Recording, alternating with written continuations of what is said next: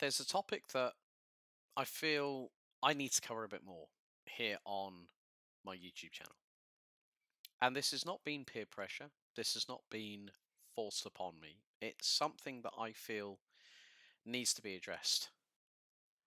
And you look at the amount of great female personalities within motorsport, whether it comes to racing drivers such as Catherine Legg, Pippa Mann, Tatiana Calderon, the Iron Dames, so Rahul Fry, Michelle Gatting, Sarah Bovy, Samantha Tan, who has her own racing crew, Jem Hepworth doing great things with Rafa Martinez and the Rafa Racing crew over in the United States. There's so many people. Ash Vanderlei, award-winning content creator. You look at strategists in Formula One, such as Hannah Schmitz at Oracle Red Bull Racing and Ruth Bunscombe, who was also had part of her tenure at Scuderia Ferrari, and also Haas, along with, quite recently, Alfa Romeo Sauber before they morphed into Stake F1 Team Kick. You also have to look at the fan base. Now, the fan base is crucial to any motorsport success, whether it be looking at Drive to Survive to become one of the new generation of F1 fans coming through. Of course, as this is being published on Friday, the 23rd of February, Season 6, Episode 1 of Drive to Survive drops on Netflix. Now, there's two main members in the family that follow motorsport. Me, I'm more of the all-encompassing, so I will look at anything, be it NASCAR, be it GT3s, be it Formula One, be it karting. Of course, I'm known within the world as a karting commentator.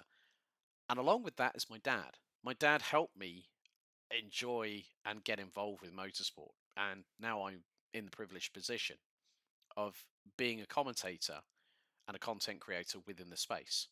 But there's a third person that I now need to add to that, who was given her first taste of Formula One back at the 2011 Formula One British Grand Prix. Of course, we were watching at home.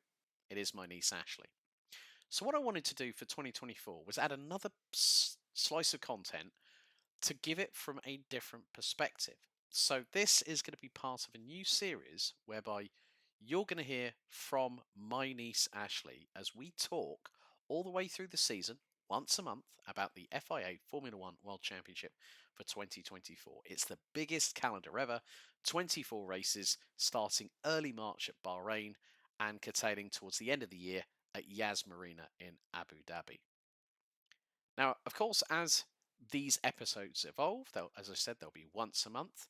I want to get Ashlee's thoughts on the races, what she thought was good, what she thought was bad, who stood out, who had dramas. And there's also another little caveat that we're going to disclose with you all that she set up with a couple of friends where she is at college at the moment, studying for her A-levels, which adds a little bit more fun to the mix. So here it is, episode 1 of Ashlee and Alex Talk Formula One here on my YouTube channel. Enjoy.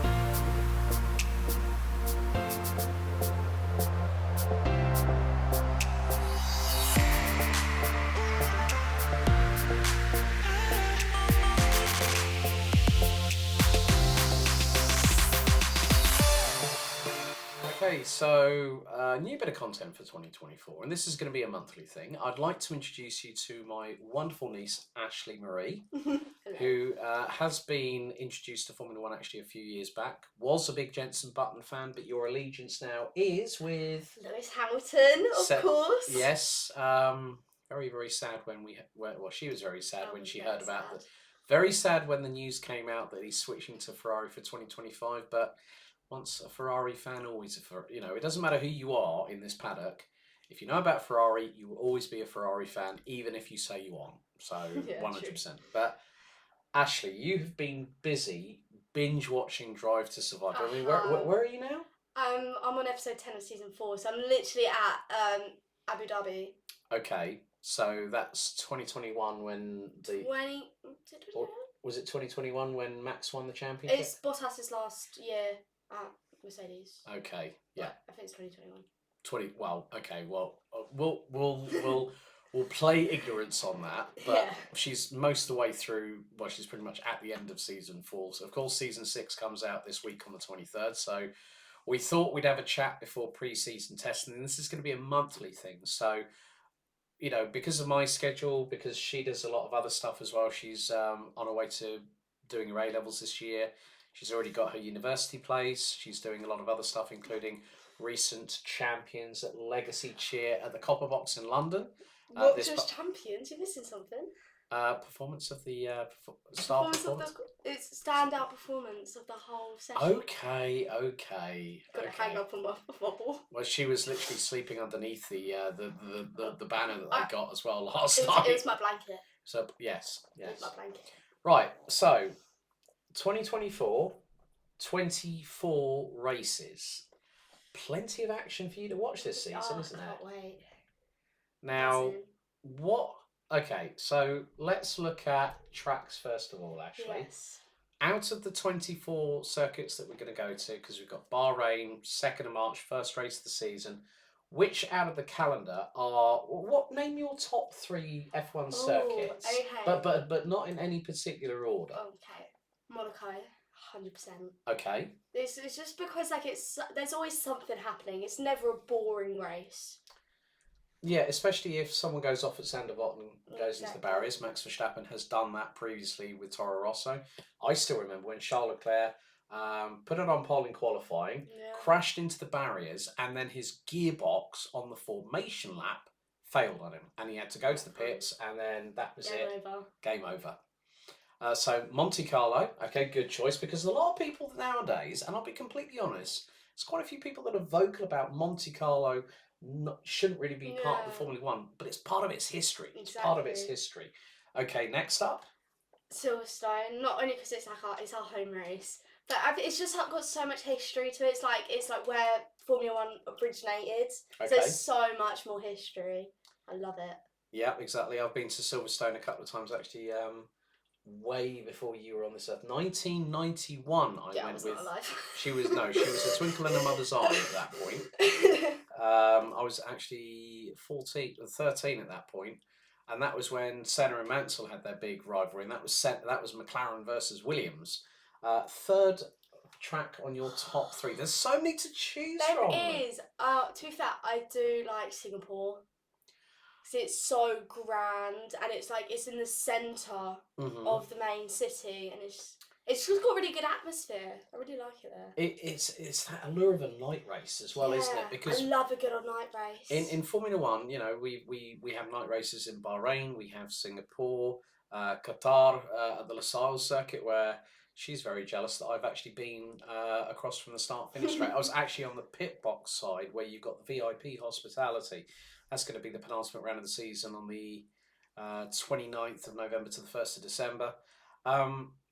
But we come into a championship year here, Ashlee, where Max Verstappen has won 3 titles in a row. And we've had all the car launches come through. Of course, we had Red Bull celebrating now. It's going to be 20 years in Formula 1, which is crazy. But then you look at Ferrari, who have been around since since 1950, which was when the first ever FIA Formula 1 Grand Prix took place at Silverstone. And it's in a very different shape to what it was back then. The best part of nearly 7.5 decades ago. But of course, you've got to look at Red Bull in the fact that they are the dominant team. Everyone's come out with their car launches. Which one of the cars stands out to you when it comes to the liveries? Now, we've got the team formerly known as Alfa Romeo, of course, Stake F1 Team Kick, which is one of the weirdest. Well, no, that's one of the weirdest team names. We haven't got to the weirdest team name yet. But not yet. We've still got Valtteri Bottas and Guan Yu Zhou reunited. Of course, their contracts come up at the end of the year. That's made the biggest impression on everybody because it's gone very fluorescent, radioactive green, hasn't it? Yeah, but it's a bit weird because it's not really Alfa Romeo's colours, is it? No, because Alfa Romeo left Sauber at the end of last year.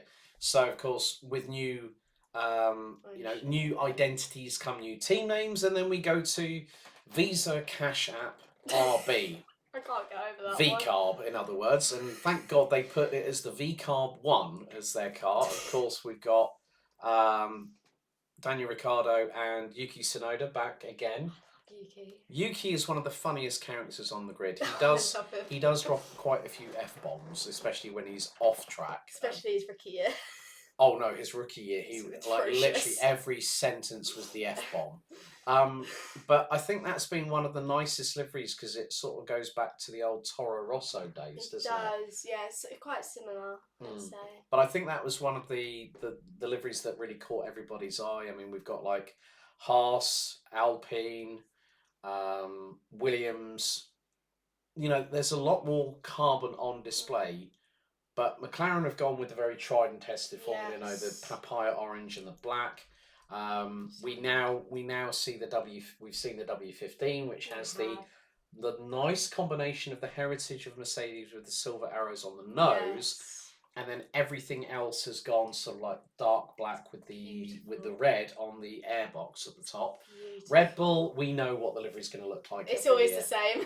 Yeah, but I still also like the fact that Aston Martin also went very, very heavily colour dependent on that lovely striking, shimmering British racing green. Ferrari, I like what they've done, you know, with the attack, like the race numbers on the cars. They've gone with the orange around the outside of the white, and then they've also gone on the wheel covers. They've gone bright. They've gone Ferrari red. They've gone white, and they've gone yellow. So I think for me, the liveries that I really do like. I mean, of course, V-carb has to be up there in the top 3 easily. 100%. Mercedes keep, you know, providing that sort of like hark back to the past and also to the current day, because of course Mercedes-AMG Motorsport celebrates 130 years. So alles Gute zum Geburtstag Mercedes-AMG. But I think really Red Bull are the ones on form. They keep it very consistent. And especially with the fact they've got Adrian Newey as well. So we've got testing coming up this week, funny enough, at Sakhir, at the Bahrain International Circuit this week. Yes. Well, funny enough, as we're recording this, it's going to happen in 2 days' time. So from Wednesday to Friday, and then the following weekend they go into the first of 24 races. I think you've got to put it on Red Bull that this is going to be their championship to dominate again, especially with the fact that Red Bull broke so many records last year. I mean, do you think that Perez still could do a lot better? I mean, there's room for improvement with any driver. Room for every single one. No matter if it's Hamilton or Verstappen, there's always room for improvement, no matter what. So, who do you think, along with Red Bull, out of the other 9 teams, could be ones to watch against the might of Red Bull? Mercedes it's always back and forth with them. I think I think it's gonna be a very close one this year.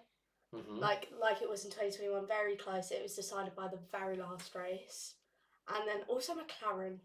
I feel McLaren can, especially when now they've always got Norris and Piastri. Definitely think they have the chance to get there. Maybe even whether it's not top 1 but top 3. I think also the fact that Piastri has already taken a win, even though it's in a sprint race, but Lando so many times has been so close to that first victory, and it's now I think it's his 5th or 6th season with the team, so he is effectively the team leader. So he's got to really, I mean, Oscar, let's be honest, came out of the blocks flying, and when we saw the McLaren have their major update mid-season, they were like a rocket ship. They were. And I was like thinking, please, please, please, can Woking get a win? Because they haven't had one since a couple of years ago when we had the 1-2 with Daniel Ricciardo and Lando Norris back in 2021. But again, like you say, I think Ferrari are going to be quite strong. You know, yes, it's Carlos Sainz's last year before Lewis heads to Scarlet Red for 2025, and we'll get onto the driver market in a few moments. But we've also got something entertaining that she and some of her friends are doing, which we'll talk about in a few minutes. But I think, you know, when you look at the combination of Leclerc and Sainz, very, very strong. Alonso, always dependable, always dependable. He's the eldest driver in the grid. He's 3 years younger than me, and he still showcased that he was going to be the one to watch in Aston Martin last year. A multitude of second places, so being so close to win at some points. I'm hoping that VCarb are going to go up the order. Williams definitely are going to progress. I hope so. Alex Albon in another year for the team. Logan Sargent, I think, he had a rookie. He was a rookie last year. There were going to be mistakes, but he's got to do better than what Mick Schumacher did at Haas a couple of years ago. But I think I'm going to try and get you to explain a few things now from your side. When you started getting back into Formula One as a fan, what was the biggest thing that really attracted you back to the sport? I guess because I've recently gotten back into just cars in general. Like I've got a collection in my room. I've seen them. I've got quite a few now. And it's like kind of flipped me back into it, and just like I guess I can relate to them in some way, not fully, like the adrenaline rush. Like I get adrenaline rush with my sport, and like kind of see that in them. So obviously probably one way bigger than me, because they're literally risking their lives. But it was just like seemed like a good environment. Like obviously there's some toxicity to it, like every other sport. Yes. Like I don't think there's any sport that won't have any toxicity in it, unfortunately. But it seems like all the drivers are good friends. There's no proper bad blood between any of them, and it just seems like such a tight knit sport. And I was like, and then obviously started watching Drive to Survive, and it's like, wow, really got me proper into it again. So it's rekindled that fire, that sort of like want to follow the sport, and that's quite important, folks. That when Ashlee was first got her eyes exposed, courtesy of her awesome uncle, about what was it? We're talking probably about the best part of over a decade ago. Don't worry, that's Toby in the background. So that's our doc here. He's made multiple appearances on Commentator's Corner as well. But I think when you look at it, you were quite young back then. I don't even remember it. Exactly. So that's. I was like 5. Yeah, you were. I was 5. And this was like 2011. Jenson was in his second year with McLaren alongside Lewis. A couple of years before, Lewis then moved to Mercedes, and then as we then found out, the rest was going to be history right up until 2020 when he won his 7th title at Istanbul Park. But yeah, it is quite nice that you've decided. You've also got some friends at college, at the Sixth Form College in Colchester, who have come up with something. So would you please like to hoist up what you and your friends have come up with? We made a little bingo card. Which I think is actually pretty good. So right, so we've now got so I'm going to actually read off. Actually, can I take a PDF of this? Of course you can. So I'm now going to read through this. So you're going to see this on your screens as I talk through this. So this will probably be on the left-hand side of the video coming up now. So top left corner, teammate crash. ×3. ×3. Pit malfunction ×3. Top of the middle row, Ferrari F up the strategy. ×5. ×5. Rookie reserve comes in.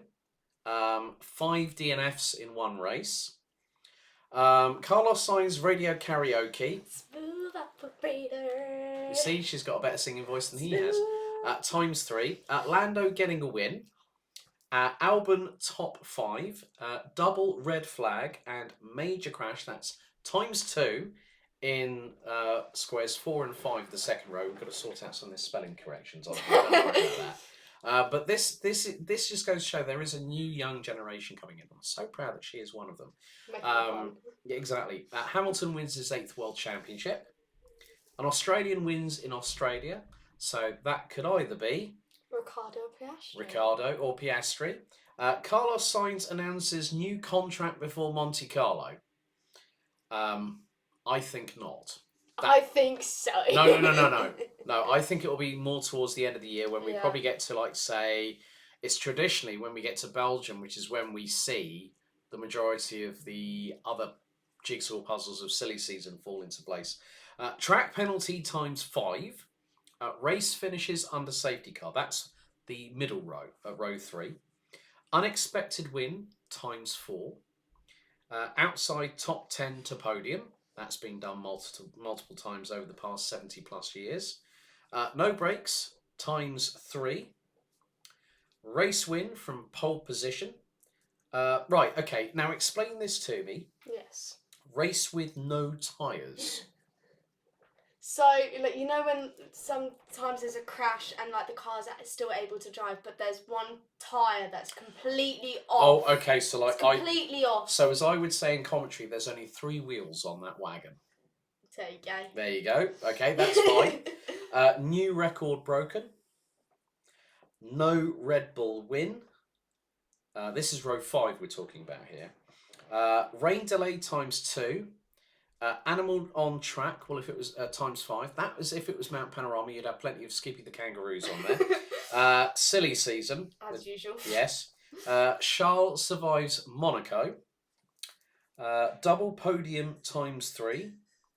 All drivers finish ×2, and Williams at the bottom and the Haas in the top 5. So you're all going to be glued to the TV screen for 100%. every single 100%. race. Now, so how many of there are you in the group that are going to be doing this bingo card? So at the moment it's only 2 of us. 2 of us have made it, but we've also got other friends in the group that watch Formula One and friends are fans of Formula One, but none of them are really like involved like me and my other friend are. Okay. Very So, okay, right. I'm gonna slightly put you on the spot here, Oh.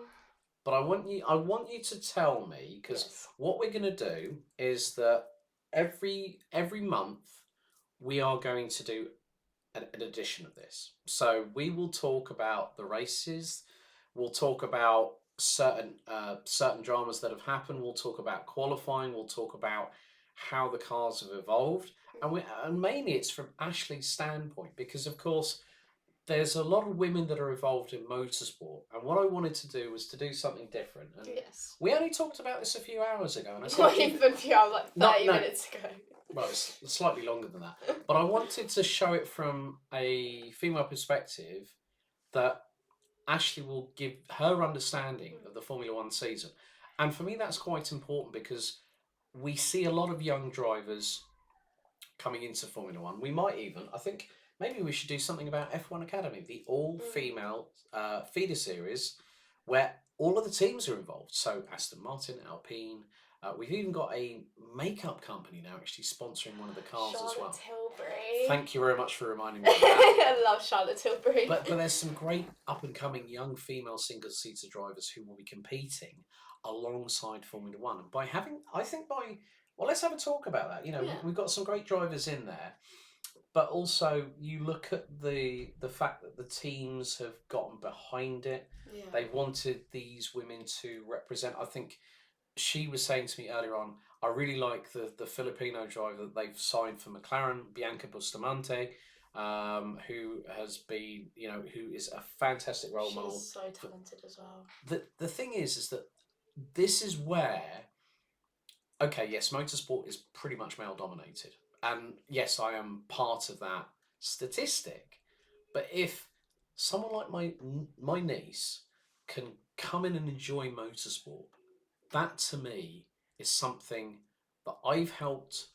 I've put that initial step forward, haven't I? Yeah. With all those years ago, but it's come to now where we both, okay, yes, I'm her uncle, but I want to make sure that if she's got any questions about this sport, you can always ask me. Yeah. And if there's something I'm no I need to expert. ask, and if I need to ask her about something, on her take on something, she'll call a spade a spade. But I mean, I think it is going to be. I think we also have to talk about one more thing, Ashlee. Yes. It's going to be the most ever races in Formula One, Yes. where I think from a logistical standpoint, let's look at it this way.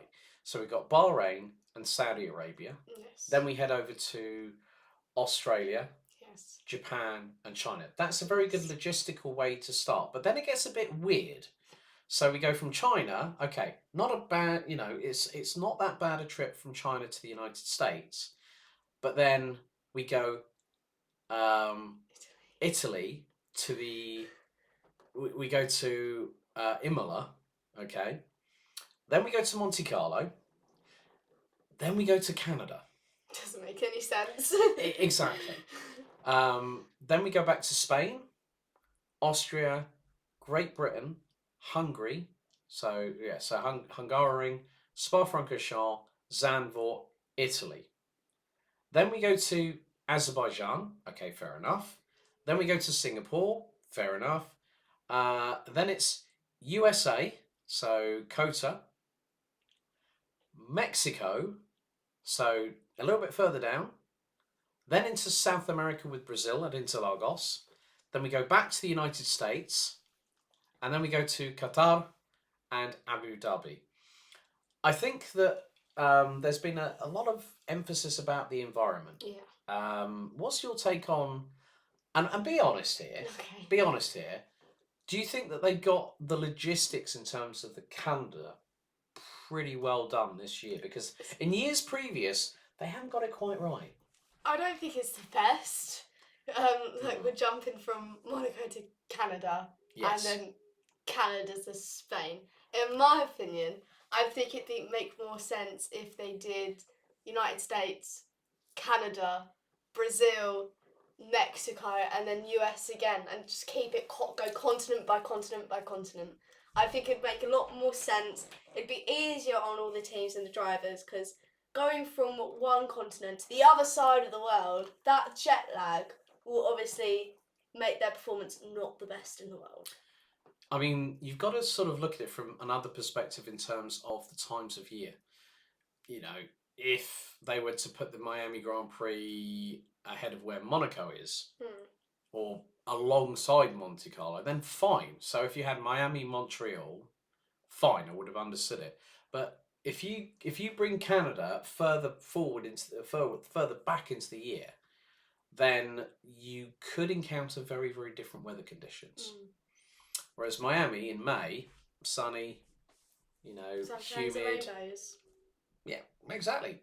But Ashlee, I'm looking forward to our next instalment. So we will see you next time. Thank you so much for everyone for watching, and we'll catch you in about a month's time when we will have had at that point. So today, recording, we're like late February. So we're probably going to say maybe after the first 3 rounds of the championship, myself and Ashlee, we will talk about all 3 races, and we want to hear from you. We want to hear your thoughts. So why not put a comment in? And if you haven't already, like, share and subscribe, and we will see you very soon. Bye. Bye.